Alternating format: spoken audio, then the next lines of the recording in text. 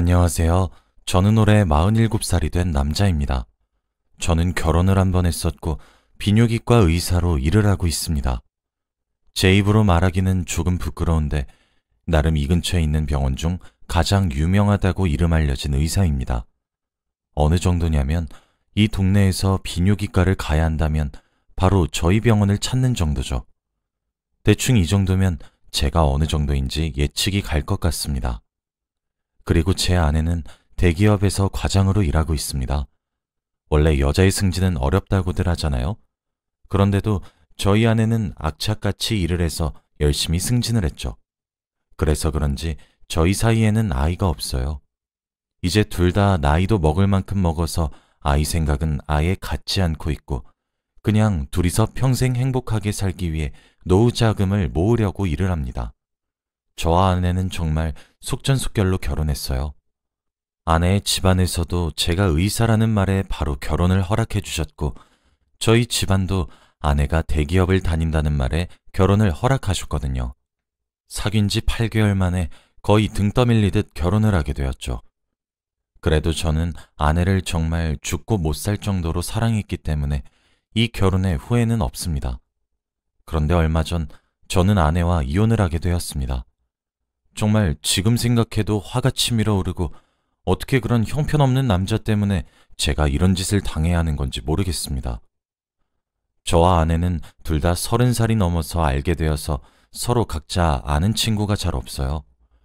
그래서 사실 서로에 대해 잘 모르다 보니 각자 휴대폰도 잘 안 보고 서로의 휴대폰 비밀번호도 잘 모릅니다.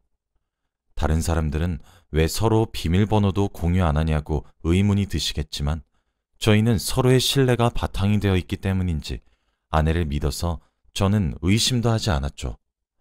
아내와 저는 늘 항상 1집, 1집 이런 패턴이고 남들은 병원에서 일을 한다고 하면 간호사랑 불륜을 일으킨다고 하는데 사실 그럴 여유도 없고 제 눈엔 오로지 아내만 예뻐 보였거든요. 그래서 저희는 이렇게 결혼 생활을 하고 있었습니다. 그런데 제가 그날따라 아내가 너무 예뻐서 일찍 씻고 아내에게 같이 술이라도 한잔하자는 신호를 보냈어요. 원래라면 잘 받아주는 아내가 그날따라 자기는 피곤하다며 먼저 자겠다고 하는 겁니다. 원래라면 좋아할 여자가 갑자기 제 제안을 피하는 모습이 조금 속상했지만 그래도 일이 바쁜 아내를 배려해서 저도 자려고 했어요.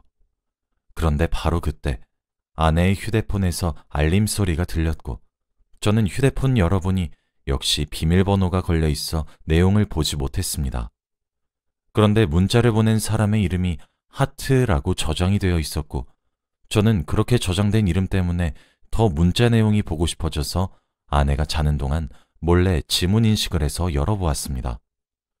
요즘 휴대폰은 지문 인식이 가능해서 휴대폰 주인의 지문만 갖다 대면 열리기도 하고 아내는 한번 잠에 들면 업어가도 모르기 때문에 쉽게 열 수 있었죠. 저는 그 하트라는 사람과 아내의 대화 내용을 본 순간 이성을 잃어버렸어요. 둘은 정말 사적인 대화를 나누며 안부를 물었고 민수야 오늘 너무 재밌었어 라며 같이 데이트도 몇 번 한 사람으로 보였거든요. 저는 한 번도 본 적 없는 아내가 다른 사람과 주고받는 문자를 본 순간 아내를 당장 깨워 이거 뭐냐고 휴대폰을 들이댔습니다. 그런데 아내는 놀라면서 왜 남의 휴대폰을 마음대로 봐? 이리 내놔! 남? 우리가 남이야? 대체 민수란 사람 누구야? 너 바람펴? 아니야. 요즘 사람들 다 이렇게 문자해. 민수는 내 대학 친구야. 알지도 못하면서. 그렇게 날 못 믿어? 라며 오히려 제게 화를 내더군요. 저는 어처구니가 없었죠. 그럼 이 하트는 뭔데? 왜 친구라 하트라고 저장해? 하트는 민수 집 강아지 이름이야. 요즘 젊은 사람들 다 이렇게 친하게 대화해. 여본 잘 알지도 못하면서 그냥 장난으로 친하게 대화하는 거야.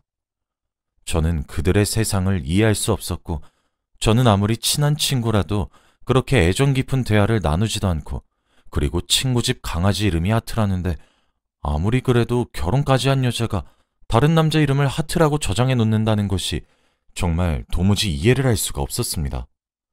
그래도 아내는 진심으로 그렇게 말하는 것 같았고 자기 휴대폰을 허락도 없이 보는 것에 화를 더 내길래 오히려 제가 아내에게 사과를 했죠. 제 상식선에서는 이해가 되지 않았지만 그래도 제가 나이가 많아서 그런가 보다 싶어 대충 넘어갔습니다. 그렇게 그날 밤을 자고 일어났고 마침 주말이라 저는 어젯밤의 일을 조금이라도 만회하기 위해서 아내와 데이트를 하려고 했어요. 여보, 우리 오랜만에 주말이기도 하고 나 진료도 없는데 드라이브라도 갈까?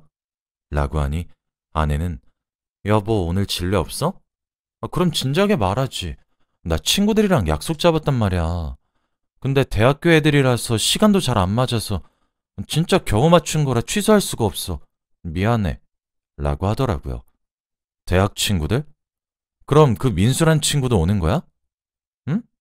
아니, 민수라는 사람 어제 여보가 대학 친구라며. 아, 민수? 맞지. 대학 친구. 오지, 그럼. 그럼 나도 가면 안 돼? 인사도 할 겸 내가 살게. 여보가 거길 왜 가? 그냥 집에 있어. 나 금방 갔다 올게. 라며 후다닥 집을 나가는 게 아니겠어요? 그래도 아내가 오랜만에 친구들을 만나서 스트레스를 풀러 갔다고 생각하니 조금 나아지더군요. 그렇게 아내는 집에 술에 만취가 되어서 왔고 일요일에도 하루 종일 술 때문에 해장을 하고 속도 안 좋아서 누워 있었어요. 그 때문에 저희 부부는 아무것도 못한 채 그렇게 월요일에 다시 출근을 했습니다. 저는 평소와 다름없이 진료를 보는데 환자 차트에 익숙한 이름이 있었습니다. 이름은 바로 김민수였고 나이는 27살이었습니다. 그런데 제가 알고 있는 민수라는 사람은 저희 아내와 대학 친구이기 때문에 적어도 저희 아내 또래여야 하는데 27살이기도 해서 의문이 들었지만 김민수라는 이름은 너무 흔하고 많을 테니 아닐 거라고 생각했죠. 그런데 그 김민수 환자는 저희 병원에 찾아와서 진료를 받은 이유가 아이를 가지지 않게끔 하는 수술을 하겠다고 찾아온 것이었어요. 나이가 27살밖에 되지 않았고 아이도 없는 사람이 왜 이런 수술을 하는지 궁금했죠. 민수 씨, 아직 나이도 어린데 왜 이런 수술하려고 하세요? 아, 사실 제가 사귀는 여자가 유부녀라서 미리 대비하려고요. 저는 그 순간 머릿속에서 아내와 대학 친구 민수라는 사람이 지나갔습니다. 애써 지워보려고 했지만 촉이라는 게 정말 무서웠고 의심을 하지 않으려 해도 계속 생각이 들었죠. 아, 유부녀랑 만나시나 봐요? 네, 저보다 나이도 좀 많은데 그래도 정말 좋은 여자라. 그리고 그 여자도 곧 남편이랑 헤어지겠다고 했거든요. 아이도 없어서 쉽게 이혼할 수 있다면서. 아, 그렇군요. 그럼 그 사람 남편도 알아요? 아니요. 그렇게 티를 내도 바보같이 전혀 몰라요. 그렇게 대화는 끝이 났고 예약을 잡고 김민수 환자는 수술을 하기로 결정했습니다. 김민수 환자가 말하는 사람은 저희 아내와 정말 비슷했기 때문에 저는 할 말을 잃었죠. 그렇게 진료를 끝내고 의자에 앉아서 곰곰이 생각을 해도 도저히 머릿속에서 지워지지 않았죠. 저는 당장 아내에게 전화를 해서 물어보기로 했어요. 여보, 그 민수란 친구 있잖아. 여보 친구. 아, 진짜. 계속 민수 얘기는 왜 하는 거야? 아무 사이 아니라고 했잖아. 딱 이거 한 가지만 물어볼게. 혹시 그 사람 이름이 김민수야? 아내는 한동안 아무 말도 없더니 김민수? 아닌데? 걔 박민수야. 라고 했죠. 여보, 이거 솔직히 말해줘. 확실하지? 확실해. 나 바빠서 이만 끊을게. 저는 못 믿었지만 그래도 아내의 말을 믿기로 했고 아직 확실한 증거가 나오지 않은 상태에서 이런 말을 함부로 아내에게 했다가 진실이 아니면 저만 된통 당하기 때문에 조용히 입을 다물고 있기로 했습니다. 저는 그날 진료도 일찍 끝나기도 해서 아내와 오랜만에 오붓하게 둘이서 와인이라도 한잔하려고 집에 가는 길에 아내가 좋아하는 와인을 사서 집으로 향했죠. 그런데 집으로 가니 아내가 보이지 않았어요. 일이 많이 바쁜가 싶어 저는 오랜만에 집 청소를 하기 시작했어요. 원래는 제가 야간 진료까지 해서 아내가 대부분 집안일을 하는데 그날은 오랜만에 진료가 일찍 끝나기도 했고 아내에게 좋은 인상을 남겨주고 싶어서 집안일을 하다가 아내의 서재를 청소하고 있었죠. 저는 원래 아내의 서재를 잘 들어가지 않고 아내도 제 서재를 들어오지 않아요. 정말 오랜만에 아내의 서재를 들어가서 탁자 위를 치우다가 책꽂이 사이에 꽂혀 있는 카드 명세서를 보게 되었습니다. 그런데 그 속에는 800만 원이 결제가 된 흔적이 있더군요. 결제가 된 곳은 백화점이었습니다. 저희 아내는 명품에 대해 관심이 전혀 없어서 단 한 번도 그런 거금을 들여서 쇼핑을 한 적이 없는데 도대체 어디서 그렇게 결제를 한 건지. 저희는 돈 걱정 없이 살던 사람이라 금액에 놀라거나 당황스럽진 않았어요. 하지만 원래 그런 행동을 하지 않는 사람이 그런 사치를 부리는 게 당혹스러웠죠. 그래도 그때는 아내가 회사에서 받는 스트레스를 쇼핑으로 푸는가 싶어 몰랐던 아내의 모습을 알게 되었다는 바보 같은 생각을 하였죠. 그때 아내가 집으로 들어와 제가 자신의 서재에 있는 모습을 발견하고는 소리를 버럭 지르더군요. 여긴 왜 들어와? 아니, 청소 좀 하려고. 근데 여보, 이건 뭐야? 요즘 쇼핑도 해?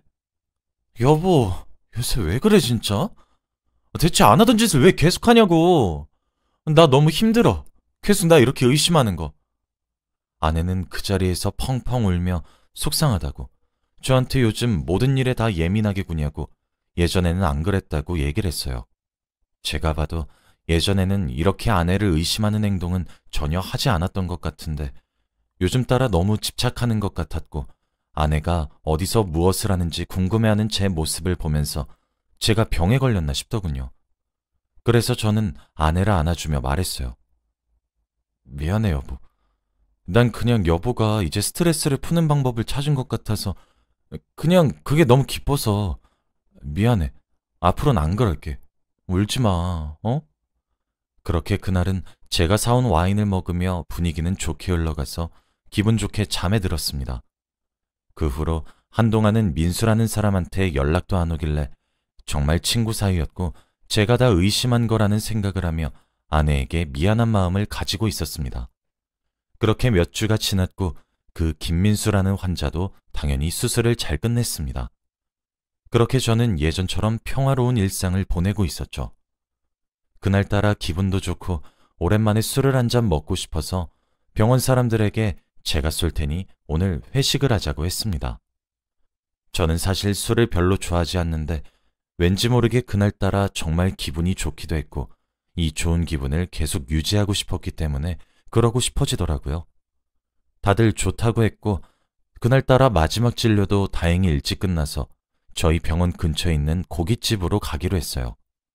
저는 아내에게 오랜만에 회식을 한다고 연락을 하기 위해 전화를 걸었는데 아내는 제 전화를 받지 않더군요. 그래서 그냥 전화기를 가방에 넣고 회식 장소로 향했습니다. 그렇게 다들 맛있게 먹는 모습을 보니 정말 뿌듯했고 직원들의 행복해하니 저도 덩달아 행복해졌죠. 그렇게 2차는 술집으로 가게 되었고 저는 술을 먹으니 알딸딸한 상태가 되어서 술도 깰 겸 잠깐 밖으로 나와 조금 걸었어요. 그런데 제가 술을 덜 깬 건지 어둑어둑한 길목으로 들어왔더라고요. 정신을 차리고 나가려고 하는데 어떤 주차장에 세워진 아내의 차를 보고 저는 기겁을 하게 되었습니다. 눈을 아무리 비비고 봐도 확실히 아내의 차가 맞았어요. 아내의 자동차 열쇠는 2개라서 제가 항상 하나는 들고 다녔어요. 저는 제가 가지고 있는 열쇠를 문에 꽂아 돌렸어요. 그랬더니 정말로 문이 열리더군요. 그런데 왜 하필 이런 외딴 곳에 주차장 안에 세워진 건지 궁금했고 당장 아내에게 전화를 걸었지만 무엇을 하는지 받지 않았습니다. 저는 그때 제정신이 아니기도 했었기 때문에 아내가 올 때까지 저는 아내의 차 맨 뒷좌석에 몰래 숨어 아내가 오기를 기다렸습니다. 아내 차는 카니발이라 크기가 크기도 했고 저도 깜짝 놀래켜주고 싶었거든요. 정말 어린아이 같은 발상이죠. 저는 뒷좌석에서 쭈그려 누워있으니 잠도 솔솔 왔고 그렇게 저도 모르게 잠이 들었어요. 도대체 얼마나 잔 건지 어느 순간 차 문이 열리는 소리와 동시에 저는 잠에서 깼습니다. 그런데 아내는 외딴 남자와 함께 차를 탔고 아내는 운전석, 그 남자는 조수석에 타더라고요. 아직 제가 뒤에 숨어 있다는 사실을 꿈에도 모르는지 대화를 나누더군요. 저는 계속 숨어서 둘의 대화를 엿들었어요. 민수야, 조금만 기다리라니까. 내가 금방 이혼한다고. 언제까지 기다려야 해? 이게 연애야? 나도 당당하게 친구들한테 누나 소개시켜주고 싶단 말이야. 민수야, 우리 나이차가 20살이야. 그런데 네가 날 소개시켜주면 친구들이 어떻게 보겠니? 누나, 조금만 당당해줘봐. 제발 그 남편이란 사람한테도 당당해줘보라고. 나 사실 누나 남편이 근무하는 병원에서 수술 받았어. 뭐? 네가 거길 왜 가? 남편이 눈치챈 것 같아? 아니, 내가 거기서 유부녀 만난다고 했는데 남편은 아무것도 모르는 것 같던데? 완전 바보 아니야? 다 말해줬는데도 전혀 모르더라. 그럼 바보 같은 남자랑 도대체 왜 만나는 거야? 제발 나랑 같이 살자. 어? 너 미쳤어?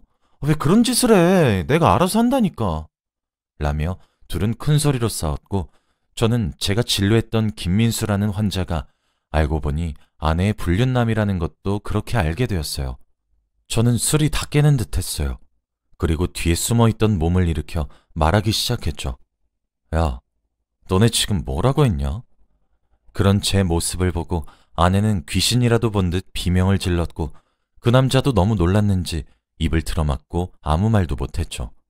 아내는 손을 싹싹 빌며 저에게 사과하기 시작했어요. 여보, 미안해. 내가 잘못했어. 진짜 미안해. 다신 안 그럴게, 어? 누나가 왜 사과해? 제발 이런 남자한테서 빠져나오라고! 사과하는 아내 옆에는 민수라는 상간남은 오히려 당당한 모습이었고 저를 째려보며 아저씨, 그냥 이혼하세요. 누나 저랑 같이 살 거니까. 그리고 저희 아기도 가질 거예요.